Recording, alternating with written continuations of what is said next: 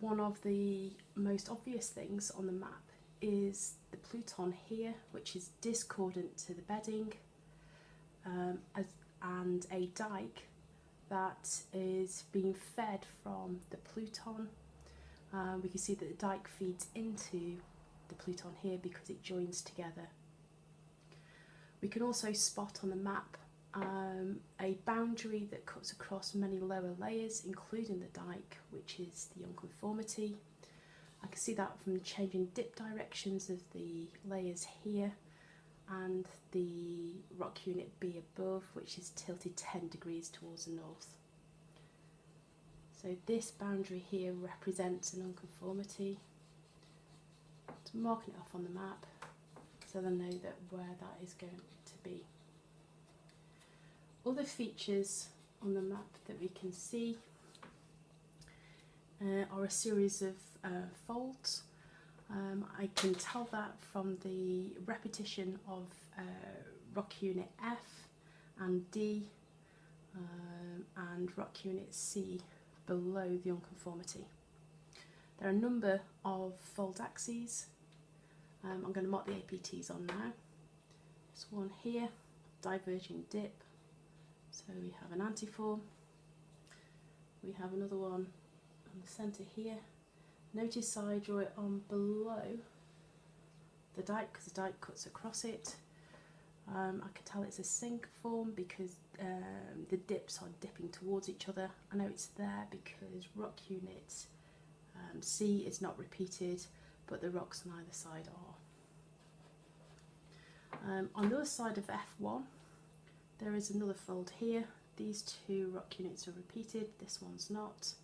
And I've got diverging dips, suggesting we've got another antiform in here. Remember, these are guides, they don't have to be perfect. On another side of F2, we have another synform, shown by the converging dip directions. We have another synform there. We've got two faults, F1 and F2, which are cut across by both the igneous bodies as well as the unconformity. Both appear to be straight lines or near straight lines on the map, suggesting they're vertical. Okay, I've transferred the information from my map onto my scrap bit of paper. I've marked on my APTs, the dip directions on either side of F1, where the pluton and the dike is. The only bit I haven't marked on so far is the dip amount of rock unit B. Now on the map it tells me it's dipping 10 degrees to the north, and I can see that this line here, which represents the strike, is parallel to the line of section. This means that rock unit B, though it's dipping 10 degrees to the north, will appear to be horizontal along line XY because it is parallel to the strike of the beds. So what I'll do here is I'll just put down that B appears to be parallel on my line of section so that I can transfer that information across. Okay, so now what I need to do is work out the order in which I'm going to construct my cross section. I know that B cuts across all the boundaries, the intrusive ones, as well as the faulted contact, as well as the folded layers. So I'm going to put B, which is above the unconformity, in first. Next one is A, because it cuts across the fault as well as the folds, but not the unconformity. So I'm going to put A in, and I'm going to put both pluton and the dike in at roughly the same time. After that, I know that the dike stops F1, so that means that the faults, which both cut across the folds, are older than A. So I'm going to put F1 and F2 in, and after that I'm just going to put the folded layers in. Let's start to construct our cross section. I'm going to line X and Y up. The first thing I'm going to put in is rock unit B because it's the youngest layer on the cross section. I know that rock unit B appears to be horizontal on the line of section, even though it's dipping 10 degrees to the north. So I'm going to put that boundary in horizontal across the map. I'm going to continue it right all the way across because it is the youngest feature, so it stops everything else. Okay, I'm going to make sure that I put B there. Okay, so I've marked in B. Next one is the Pluton and the dike. Now, I have a couple of options here with the Pluton and the dike. I could keep them as two separate bodies. As long as the dike is sheet-like and discordant to the underlying layers, that is correct interpretation.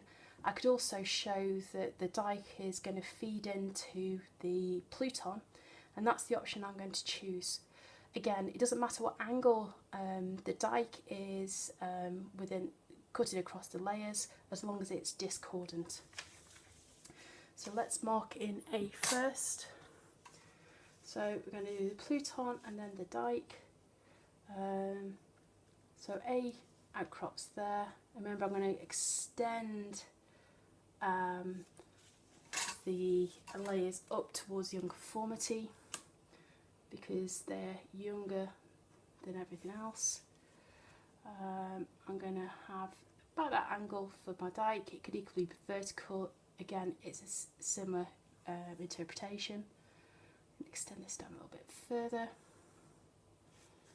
Okay, just shows that they're feeding, the dike is extruding, well, coming out of the Pluton itself. Okay, it still shows a sheet-like morphology. So I'm going to put A in there, and there's the dike. Okay, so I've marked in A, both the Pluton and the dike. Now I'm going to mark in F1 and F2. I know from the map that they're relatively straight lines, so they're likely to be vertical. So mark on F1. I know that it gets stopped by the unconformity. So as soon as you've put that in, make sure that you label it up so you don't get confused. Okay, now F2, I know gets stopped by the unconformity, and the little blue mark that I put there indicates where that fault would have been along the line of section if the unconformity wasn't there. So first job I need to do is transfer it onto my line of section, and so that I can put it onto the cross section itself. So it would have outcropped there.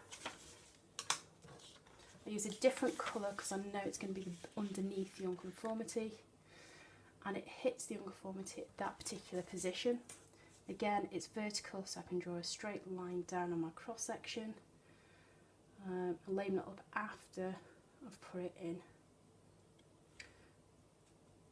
Okay, so now I've got three sections to construct. So I've got this portion, this section here, and then this one. I know what structures I should see. I should see a synform here, an antiform in this area, and well, if I look at the map, there should be a synform just on this part of the cross section here. Now I'm going to do this section first, then this portion, and then I'll finish off with this one after that. So first thing I need to do is mark off the boundaries and straight away put the letters in so I know which layers I'm looking at. F there is split into two because the dike cuts across it, so it may feel a little bit weird doing this, and you have to keep an eye on where the boundaries go. I'm going to start from the right hand side and work towards the left. Now, key rule to always do on this one is make sure you don't extend the lines too far down, or else you could go past the point where they need to be, particularly if you know they're going to come up as part of a fold. So I'm going to just extend it down a little of the way to about there, and I can finish off it a little bit later. 6 degrees again in that direction. So I'm just going to take it down a couple of, well, centimetre or so, because I know it's got to come back up here. This one is dipping in the other direction. So So let's draw it this way. Finish off the fold first, and then I can finish off the rest of this part. Okay, so finish off the fold there. This one's got to come back down here. And I've got to make sure that I stop it before it goes through the dike, because the dike is younger than the folded layer itself. Looks a bit, check the angle again because it looks a bit steep then. So it's this back dot there. Stop it at the dike, start again the other side. Keep extending that down. This one's going to join up with it somewhere down there. So I've finished that area. I must extend it up to the unconformity, because the unconformity cuts across everything but not that section. And I've got a fold there which shows that the limbs have equal dip. So my fold axis is vertical. Let's put the symbol on, nice bow tie. Right, so we're going to move to the east of F1 now. I know I'm going to have an antiform. Let's mark the boundaries in and put the labels on straight away so I know where the boundaries are going to change. So this is F, D, F, and all this here is C underneath the unconformity. This one is going 60 degrees to the left.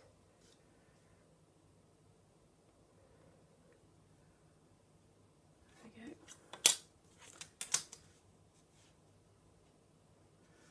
go. Up to the unconformity, remember, because the unconformity gets stops the layers. This boundary is going 60 degrees in the opposite direction.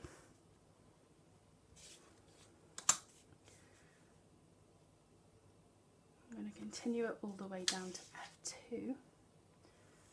Nothing else. We know that eventually you have a synform on that side, but it's on the other side of the fault.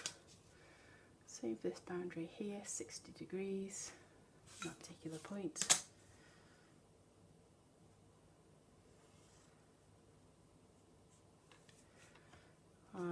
What I can do is make sure F is the same thickness on this side, so it's about 1.5 centimetres. So it's about there.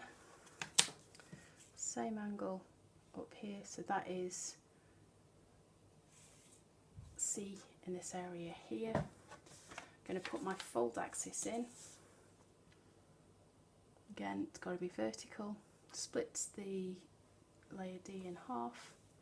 Put the symbol on. And I just need to do this area here. Now I know I've got equal dip on either side. It looks like the APT would occur somewhere halfway in between the fault and Y. So I think the fold axis will be somewhere in this area here.